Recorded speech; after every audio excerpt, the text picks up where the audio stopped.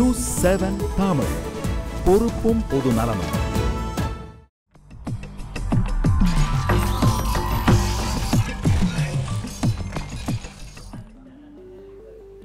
சிறிய விளம்பர இடைவெளிக்கு பிறகு மீண்டும் RSTMT கம்பிகள் வழங்கும் கேள்வி நேரம் நிகழ்ச்சிக்கு உங்களை மிகுந்த அன்போடு வரவேற்கின்றேன். மத நல்லிணக்கம் மீண்டும் மத வன்முறைகள் கூடாது என்ற பிரதமர் மோடியின் கருத்து யாருக்கானது என்ற தளத்தில் பேசிக் கொண்டிருக்கின்றோம். இந்த தளத்தில் சமூக வலைத்தளங்களில் பதிவுகள் செய்யப்பட்டிருக்கின்றன. நம்முடைய கேள்வி நேரம் பகுதியில் சமூக வலைத்தள பதிவர்களின் கருத்து என்னவாக இருக்கிறது அப்படிங்கிறத பார்த்து நாம் வாதத்திற்குள் செல்லலாம். நம்மோட தொலைபேசியில் இன்னும் கூட அர்ஜுன் சம்பத்தும் இணைப்பில் காத்திருக்கிறார். திரு சம்பத், உங்களிடமும் கூட வருகிறேன். இந்த சமூக வலைத்தள கருத்துக்களை பார்த்துவிட்டு முகநூல் கருத்துக்களை முதலில் பார்த்து விடலாம். இன்றைய சமூக வலைத்தள கருத்துக்களில் முகமது மொய்தீன், ஹிந்து வேறு ஹிந்துத்துவா வேறு, இந்தியாவில் முஸ்லிம்கள் கிறிஸ்தவர்கள் இந்துக்கள் கலவரம் செய்வதில்லை, மாறாக மத வெறியர்கள் மட்டுமே கலவரம் செய்கின்றனர் அப்படிங்கிறாரு. அவர் சாதாரணமாக எல்லா மதத்தைச் சேர்ந்தவர்களும் அமைதியாகத்தான் இருக்கிறார்கள், ஆனால் மத வெறியர்கள், அவரும் எந்த மதத்தையும் குறிப்பிடாமல் மொத்தத்தில் மத வெறியர்கள் கலவரம் செய்கிறார்கள் அப்படிங்கிறார். அகிலா அலெக்சாண்டர், DNA RNAன்னு சயின்ஸை தப்பா உதாரணம் சொல்கிறத நிறுத்திட்டு நேரடியாக என்ன சொல்ல வராருன்னு தெரிஞ்சால் நல்லாயிருக்கும். தட் மீன்ஸ் மோடி ஒரு வாசையை முன்வைத்திருந்தார். மத நல்லிணக்கம்ங்கிறது இந்தியர்களுடைய ஒவ்வொருவருடைய டிஎன்ஏவிலும் இருக்க வேண்டிய ஒன்று அப்படின்னு இருந்தார். அதை அவங்க அப்படி குறிப்பிட்டிருக்காங்க. DNA RNAன்னு சயின்ஸை தப்பா உதாரணம் சொல்கிறத நிறுத்திட்டு நேரடியாக என்ன சொல்ல வராருன்னு தெரிஞ்சால் நல்லாயிருக்கும் அப்படிங்கிறாங்க அகிலா அலெக்சாண்டர். மற்றும் ஒரு பதிவு, மதராசி, பிரதமரின் கருத்தையே திசை திருப்புகிறார்கள் என்றால் அவர்கள் அவரை விட அதிகார மையத்தில் இருப்பவர்கள் என்றுதானே பொருள் அப்படிங்கிறாரு மதராசி. பிரதமரின் கருத்தையே இவர்கள் ஏன் திசை திருப்புகிறார்கள் அப்படிங்கிற கேள்வி அவர் முன்வைக்கிறார். மற்றும் ஒரு பதிவு, காக்கையும் நரியும், அமெரிக்காவில் உள்ள இந்து ஆலயத்தில் சுவர்களில் இந்துக்களும் இஸ்லாமியர்களும் வெளியே போ என்று எழுதியிருந்தது, இதை என்னவென்று சொல்வது? இந்து ஆலயத்தில் சுவர்களில் இந்துக்களும் இஸ்லாமியர்களும் வெளியே போ என்று எழுதியிருந்தது, இது என்னவென்று சொல்வது அப்படிங்கிற கேள்வி. அங்கே கிறிஸ்தவ மதவாதத்தை பற்றி அவர் பதிவு செய்திருக்கிறார். நையாண்டி நாரதர், முதலில் VHP மற்றும் RSSஐ சார்ந்தவர்களின் TNAவை ஆராய்ந்து பார்த்து அவங்க கிட்ட மத நல்லிணக்கம் இருக்கான்னு சொல்லுங்க மோடிஜி அப்படின்னு இருக்கிறாரு நையாண்டி நாரதர். மற்றும் சில சமூக வலைத்தள கருத்துக்களையும் பார்த்து விடலாம். நம்முடைய மின்னஞ்சல் மூலமாக நம்முடைய கேள்வி நேரம் பகுதிக்கு வந்த கருத்துக்களை பார்க்கலாம்.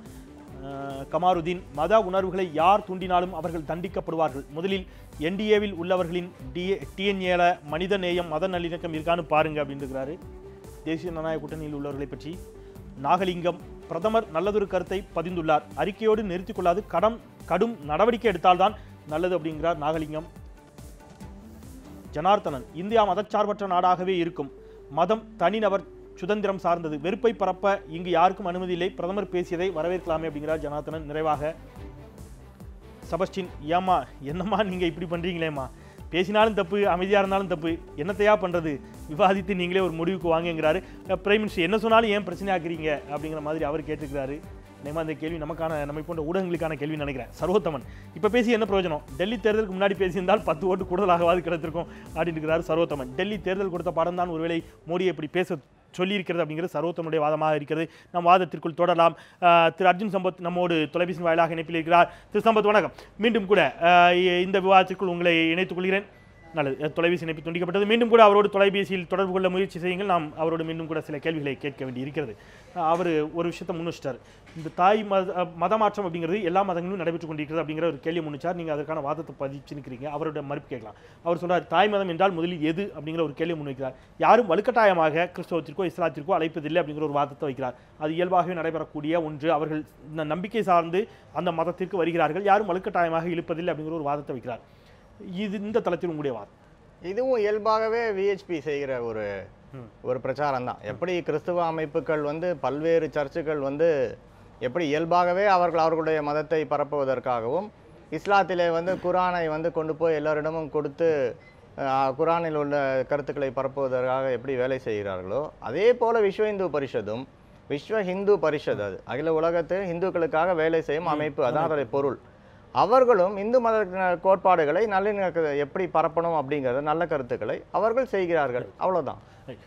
பள்ளிகளெல்லாம் நம்ம பார்க்க முடியும். பள்ளிகளெல்லாம் சாதாரணமாக விவிலியத்தை கொடுத்து வேதாகமத்தை கொடுப்பது, வாசிக்க சொல்வது, அல்லது ஒரு மருத்துவமனைகளில் நோயுற்றவர்களை சந்தித்து அவர்களுக்கு கையில் பைபிளை கொடுக்கறது, ப்ரேயர் பண்ணுறது, இந்த மாதிரியான விஷயங்கள்லாம் எல்லா இடங்களிலும் நடக்கக்கூடிய ஒன்று. அதன் அடிப்படையில் அவர்கள் கிறிஸ்தவத்திற்கு தழுவுகிறார்கள் என்று சொன்னால் விஸ்வ இந்து பரிஷத் அது போன்ற நடவடிக்கைகளை எடுத்தால் மட்டும் இவர்களுக்கு ஏன் கோபம் வருகிறதுன்னு ஒரு கேள்வி வைக்கிறார் சுப்பிரமணியம். விஸ்வ இந்து பரிஷத் அப்படிப்பட்ட நடவடிக்கைகள் தான் எடுக்குதா? என்ன மாதிரியான நடவடிக்கை எடுக்க? காலங்காலமாக இங்கே சமய பரப்புரை என்பது நடந்து தான் வருது. யாரும் குன்றக்குடி மடத்தின் மீதோ திருவாடுதுறை ஆதீனத்தின் மீதோ இந்து சைவ மடங்களின் மீதோ யாராவது நம்ம போய் குற்றம் சொன்னோமா? எந்த கிறிஸ்தவ இஸ்லாமிய அமைப்புகளாவது போய் மதுரை ஆதீனம் இப்படி முஸ்லீம்களை எல்லாம் கன்வின்ஸ் பண்றார் திரும்ப தாய் மதத்துக்கு அழைத்துட்டு போறாருன்னு எங்கேயாவது குற்றச்சாட்டு சொல்லியிருக்கிறோமா? ஏன் விஸ்வ இந்து பரிஷத்தின் மீது மட்டும் அந்த குற்றச்சாட்டு வருகிறதுன்னு பாருங்க. இந்துக்கள் மீதெல்லாம் அந்த குற்றச்சாட்டு வரவில்லை, இந்து அமைப்புகளின் மீதெல்லாம் அந்த குற்றச்சாட்டு வரவில்லை, இந்து மடங்களின் மீதெல்லாம் அந்த குற்றச்சாட்டு வரவில்லை. இந்து மடங்களினுடைய நோக்கம் என்ன? இந்து மதத்தை பரப்புவது. ராமகிருஷ்ண மடத்தினுடைய நோக்கம் என்ன? அவருடைய நூல்கள், விவேகானந்தனுடைய நூல்கள் எல்லாம் அச்சடித்து அங்கே கடை பரப்பி வைத்து விற்பனை செய்கிறார்களே, முஸ்லீம்கள் எல்லாம் போய் வாங்குகிறோமே. நான் ஏராளமான புத்தகங்களை இந்த கடையில் போய் வாங்கியிருக்கிறேன், இந்து மதத்தை பற்றி அறிந்து கொள்வதற்காக. அப்போ அது வேறு. மதத்தை பரப்புவது என்பது வேறு, மத கருத்துக்களை சொல்வது என்பது வேறு, மதத்தை திணிப்பது என்பது வேறு.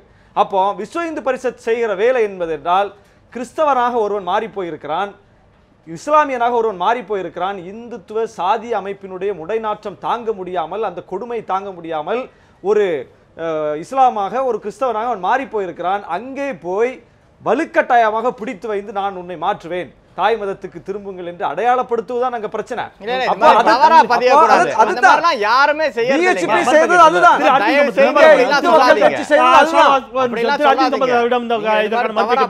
திரு அர்ஜுன் சம்பத், இயல்பாகவே ஒரு மதத்தை தழுவது என்பது வேறு. ஆனால் நாங்கள் மடாலயங்களையோ மடாதிபதிகளையோ இங்கே இருக்கக்கூடிய ஆதீனர்களையோ நாங்கள் குறை சொல்லவில்லை, விஸ்வ இந்து பரிஷத் போன்ற அமைப்புகளை தான் குறை சொல்கிறோம் அப்படிங்கிற வாதம் ஷானவாஸ் வைக்கிறார். உங்களுடைய பதில்? ஐயா, தாய் சமயம் திரும்புதல் என்பது அவர்களாக விரும்பி நான் திருக்குறள் படிக்க வேண்டும், பார்த்தசாரதி கோவிலுக்கு வர வேண்டும் என்று சொல்லி அவர்கள் சென்னையிலே 108 பேர் தாய்மதம் திரும்ப வந்தார்கள். சென்னை போலீஸ் கமிஷனர் ஜார்ஜ் தாய்மதம் திரும்ப வந்தவர்களை விரட்டி அடித்தார், என்னை வீட்டுக்காவலிலே வைத்தார்கள். இந்த முஸ்லிம் அமைப்புகளும் இந்த கிறிஸ்தவ அமைப்புகளும் இந்த கம்யூனிஸ்ட் அமைப்புகளும் என்னை கைது செய்ய வேண்டும் என்று புகார் கொடுத்திருக்கிறார்கள். இவர்கள் தான் எங்களுக்கு எதிராக வன்முறையை தூண்டி வருகிறார்கள். நாங்கள் எந்த இடத்திலும் எங்கள் மதத்தை திரிக்கவில்லை, திருக்குறளை ஏற்றுக்கொள்ள வாருங்கள் என்று கூறுகிறோம். திரு சம்பத், எனக்கு இல்ல நீங்க எனக்கு சரியா கேட்கல. சம்பத் சம்பத் சம்பத் ஒரு நிமிடம். திரு அர்ஜுன் சம்பத், அர்ஜுன் சம்பத் ஒரு நிமிடம். இல்ல ஒரே ஒரு நிமிடம் திரு அர்ஜுன் சம்பத். நீங்க இதுல எனக்கு ஒரே நிமிஷம் அடிப்படையில் ஒரு சந்தேகம். இல்ல நீங்க தொடர்ந்து பேசலாம். திரு சம்பத், நான் செந்தில் நிகழ்ச்சி தொகுப்பாளர், நீங்க தொடர்ந்து பேசுங்க, நீங்க தான் பேச போறீங்க. எனக்கு அடிப்படையில் ஒரே ஒரு சின்ன சந்தேகம், இதுல திருக்குறள் எங்க வந்துச்சு? திருக்குறள் எங்க சமய நூல், கிறிஸ்தவர்கள் திருக்குறள் ஒரு தமிழ் இலக்கியம், ஒரு தமிழ் பொதுமறை,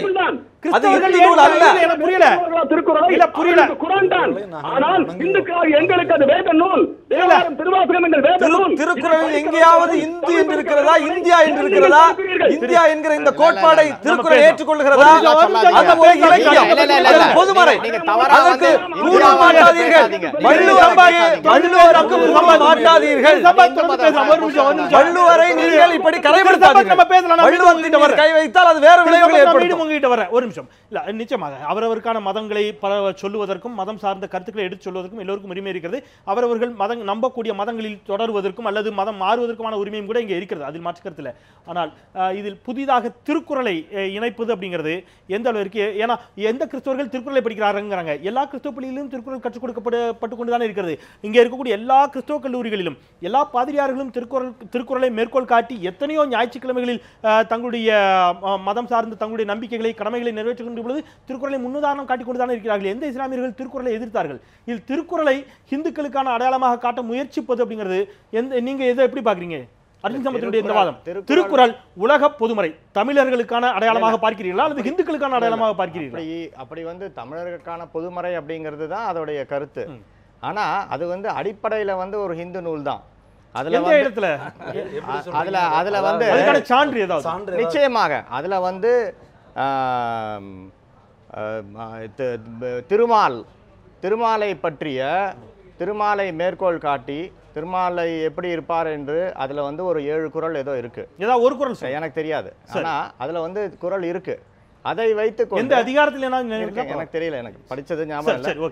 ஆனா இந்து அமைப்புகள் அதிலிருந்து இந்து சமய முதல் குறள்ல அகர முதல எழுத்தெல்லாம் ஆதி பகவன் முதற்றே உலகு அப்படின்னு சொல்லிட்டு கடவுளை தான் திருவள்ளுவர் குறிப்பிடுறாரு. ஆதி பகவன் என்பது அவருடைய தாய் தந்தை என்ற கருத்து முன்வைக்கப்படுகிறது.